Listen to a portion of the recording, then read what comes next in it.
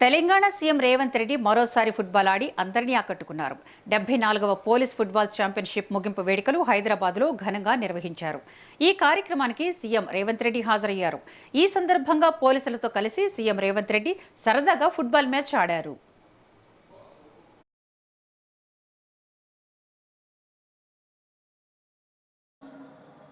పంతొమ్మిది వందల 50 నుంచి 1960 దశకంలో హైదరాబాద్ను నర్సరీ ఆఫ్ ఇండియన్ ఫుట్బాల్ అని పిలిచేవాళ్ళు. ఆనాడు ఈ దేశానికి అవసరమైన క్రీడాకారులను తయారు చేయడానికి ఈ హైదరాబాదు నగరంలో పెద్ద ఎత్తున క్రీడాకారులను తయారు చేయడంతో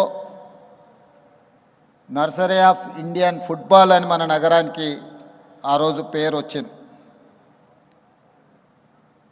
ఈ దేశంలోనే ఫుట్బాల్ ఆటను అంతగా ఆదరించి అగ్రశ్రేణి క్రీడాకారులను ఈ దేశానికి అందించిన హైదరాబాద్ నగరంలో